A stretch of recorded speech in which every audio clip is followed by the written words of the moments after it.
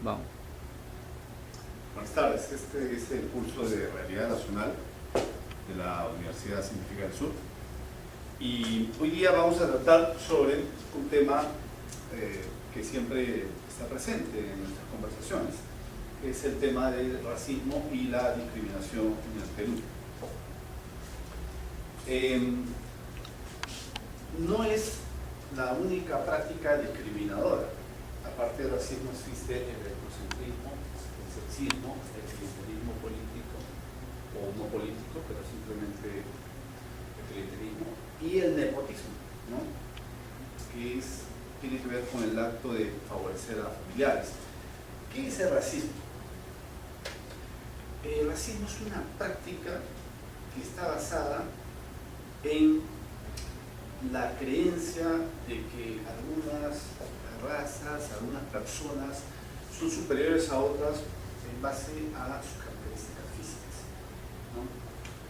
El etnocentrismo, en cambio, es una creencia en que algunas personas son superiores a otras de acuerdo a la cultura, de acuerdo a la costumbre, de acuerdo a la estética, de acuerdo a diferentes criterios que en conjunto son de tipo cultural. El etnocentrismo y el racismo no siempre van de la mano, ¿no? Por ejemplo, como se hizo esta guerra que hubo en la década de los 90 en la ex Yugoslavia, entre croatas y serbios, donde también estuvieron los bosnios, herzegovinos, montenegrinos, en fin, casi todos estos señores eran, digamos, para nosotros viendo los términos muy sencillos, como blancos, pero culturalmente, inclusive civilizatoriamente, eran diferentes. Unos eran serbios ortodoxos, cristianos, y otros eran, como el caso de los bosnios, musulmanes, ¿no?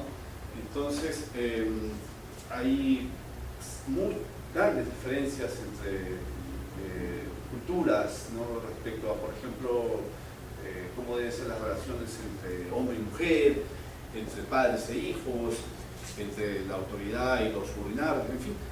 Este tipo de consideraciones culturales son las que los separan y hacen que unos discriminen a otros, porque consideran que determinadas maneras de existir culturalmente son superiores a la otra. Es un caso extremo, por supuesto, pero nos sirve para iluminar este aspecto de la relación complicada que hay entre el racismo y el etnocentrismo, porque a veces nosotros decimos, esa es una actitud racista, pero en realidad no lo es, ¿no? Lo que hay allí es básicamente etnocentrismo. Si nosotros hiciéramos una lista de cuál de estas discriminaciones, a las cuales podemos agregar muchas más, por supuesto, es la que más incidencia tiene en el Perú, de repente vamos a encontrar que no es el racismo, sino más bien el etnocentrismo. O sea, si hacemos una contabilidad, si digamos imaginariamente pudiéramos hacer un censo de prácticas discriminatorias, nos encontraremos con que la inmensa mayoría se da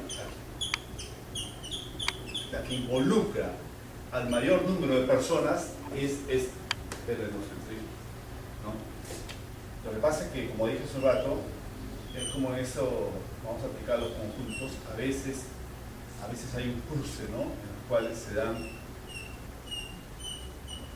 estas prácticas juntas, o sea, se es etnocentrista y al mismo tiempo racista, como pudo ser en la colonia, por ejemplo, ¿no? En la colonia, cuando llegan los conquistadores, ellos no solamente están convencidos que las indias son subordinadas por el hecho de ser inferiores desde el punto de vista religioso, por ejemplo, no solamente están convencidos de que culturalmente pertenecen a un nivel inferior, sino que también consideran que su fenotipo es de menor valor, no por eso que ellos finalmente aspiran a casarse con mujeres blancas, ¿no? Salvo uno o dos conquistadores, la inmensa mayoría tuvo como concubinas a las indias, pero después, llegado el momento, eligieron a las mujeres blancas cuando estas pudieron venir de España, o cuando ellos finalmente, en el caso de una buena parte de los conquistadores, decidieron quedarse en la península, ¿no? Y bueno, ellos argumentaban esto, decían claramente que las ideas no les gustaba su pueblo, ¿no? Entonces hay una actitud etnocéntrica, cultural, pero también hay una actitud racial de menospreciar el fenotipo, ¿no?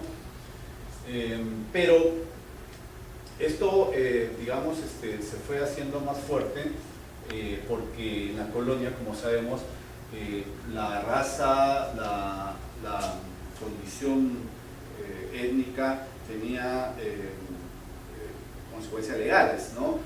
Los indios tenían que ir a la mita y pagaban un tributo, definitivamente.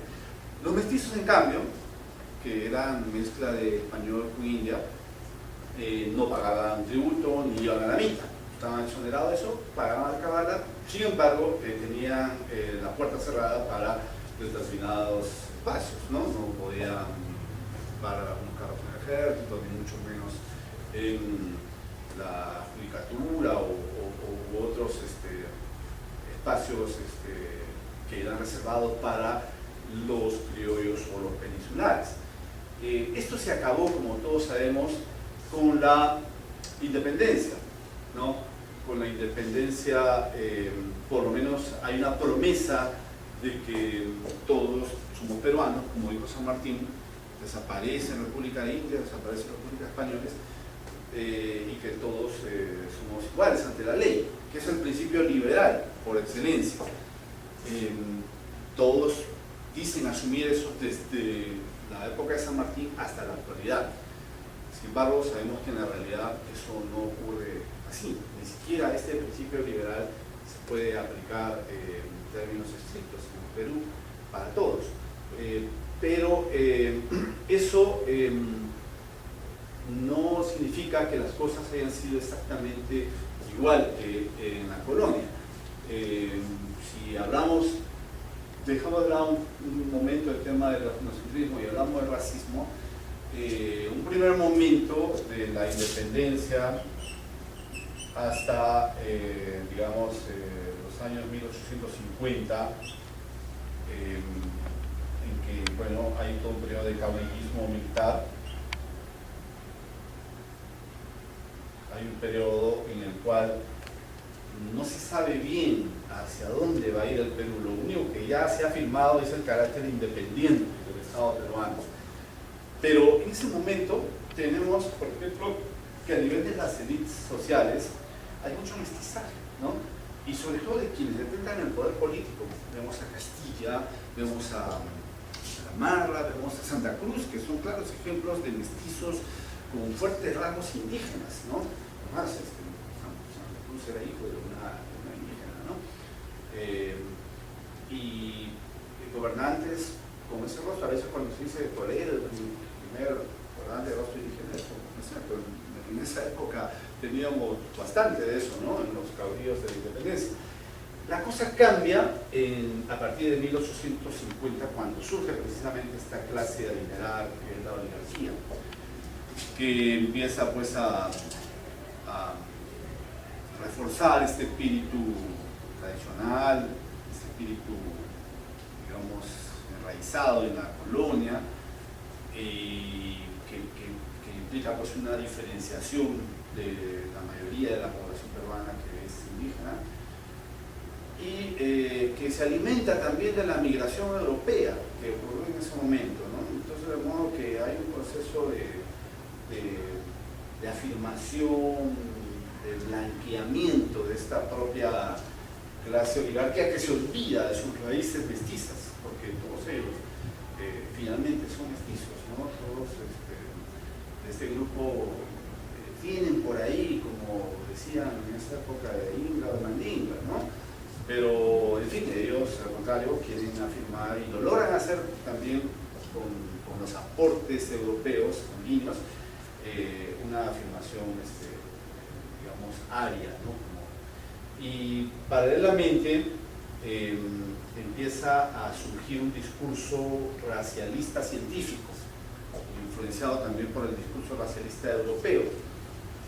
Hay tesis en San Marcos, como la de Clemente Palma, sobre el problema de las razas en el Perú, que afirma pues que hay razas decrépitas como la India, la China, hay razas que están más o menos no tan abajo como la negra, y hay razas que se pueden salvar como la raza criolla o la raza española, ¿no? Con una inyección de fuerte sangre anglosajona o alemana, en fin, como plantea un momento García Calderón también. Hay esta idea ¿ya? de afianzar más la superioridad racial blanca, pero eso queda en gran medida en el discurso oficial de la élite, que no llega a traducirse en propuestas políticas, ¿no? No hay una propuesta política que fundamente ese racismo científico, que lo haga viable, ¿no? Y por otro lado, no siempre hay esta actitud en las élites, hay también una actitud de no afianzar ese camino racialista, sino más bien de sobrellevarlo, de evolucionarlo, ¿no? Esta es la actitud, por ejemplo, de Jonathan Belaúnde, del mismo Ribagüero, y de otros tantos políticos de la derecha peruana, de una derecha que no siempre es pues, violenta con los sectores subalternos, sino que tiende pequeños puentes, pero de alguna manera hay una actitud, como le dije hace rato, de evolucionar este racismo, de controlarlo, de someterlo, y ese resultado al que hemos llegado en las últimas décadas, ¿no? En las últimas décadas hay una actitud menos racista, y lo que más hay es el etnocentrismo, que no tiene nombre propio siempre, ¿no? O sea, que no tiene un responsable así viviente, como por ejemplo cuando ocurre alguien que dice no quiero que entren estas personas oscuras a esta discoteca donde yo me divierto, ¿no? En el caso del racismo. En el caso del etnocentrismo, la agresión es más silenciosa, ¿no? Es, por ejemplo, el tema de las lenguas nativas, que no tienen el mismo valor, a pesar de que en el papel sí, que el español. Los aymara hablantes, los quechua hablantes tienen que venir, cuando vienen a Lima o a una capital de provincia importante, y hablar en un idioma que no es el suyo, o sea, un idioma que no es su idioma materno. Hacer trámites en la SUNAT o en el Poder Judicial o en el examen de ingreso a la universidad, etcétera, etcétera, en un idioma que no es su lengua materna. No, es como que, por ejemplo, uno de nosotros también vaya a Suecia y normalmente, bueno, si queremos acceder allí a la oficina de impuestos de Suecia, tenemos que leer la cartilla que nos dan los formularios en sueco. Eso mismo pasa aquí con los smarts. Y ese es un ejemplo típico de etnocentrismo, de agresión etnocéntrica que se hace, ¿no? Y podemos citar muchos ejemplos más, ¿no? Como por ejemplo el no respeto o la agresión a sus formas de vida, a sus sistemas económicos, a sus formas de producir, ¿no? Que estamos viendo últimamente en estos conflictos que abundan en el interior del país. Pero en términos, digamos, de racismo, pienso yo que el racismo, con todo, como parte de esta tendencia que se inicia con la independencia, ha ido disminuyendo cada vez más. Las encuestas también lo dicen, ¿no? Si uno hace encuestas, yo he hecho encuestas con mis alumnos en la Universidad Estatal, y coinciden con las que han hecho apoyo antes. La mayoría de personas de Lima, por ejemplo, no ha sido discriminada racialmente. A la pregunta, ¿ha sido usted discriminado? No. Un 11% dice que sí. Ahora, hay algunos que dudan de esto. Hay algunos que dicen que, bueno, la mayoría no va a confesar, o no se atreve a decirlo, o no quiere decir que ha sido discriminado porque, en fin, prefiere camuflar el tema. Pienso que no. Pienso que existen fuertes razones para creer que esto es cierto. Y por una razón muy sencilla, además, que la mayoría de limeños no se cruza con personas racistas, ¿no? tengo mis alumnos que vienen, por ejemplo, del Cono Norte o del Cono Sur al centro de Lima, a la Universidad Villarreal o a otra universidad, o a San Marcos pueden ir también, y no se juntan con racistas, no ocurre eso, ¿no? No se topan con gente blanca que los va a discriminar. Pero en cambio sí hay un 11% que ha sufrido esa experiencia, ¿no? Esa experiencia es la que ha salido en las noticias. Por ejemplo, cuando en una discoteca un grupo de chicos han sido marginados de la puerta, o a pesar de que los han dejado entrar, los postergan, no los atienden, los miran mal, en fin, muchas actitudes para hacer que se vayan, ¿no? Entonces, estas son pocas personas las que pueden, digamos, las que logran o las que quieren también acceder a estos espacios y se encuentran con personas racistas. Ahora, eso no significa que siempre se va a encontrar. No creo yo, como parte de lo que vengo diciendo, que todos los que se autoperciben como blancos en este país sean racistas. Yo pienso que hay una voluntad de no serlo, hay una voluntad de por lo menos asumir ese principio liberal, meritocrático, decir que la gente vale por su mérito, por su trabajo, su inteligencia y no por su color, ¿no? Creo que hay un amplio sector dentro de la élite social peruana que cree eso, ¿no? Y hay otro sector que no. Pienso también que son las personas maduras, poco mayores, no necesariamente ancianos, sino maduras, mayores de 30 años de la vida, las que llegan a este convencimiento y no tanto en los jóvenes, ¿no? En los jóvenes siempre, por lo mismo que no tienen memoria histórica, es más fácil que puedan deslizarse por el tema del racismo.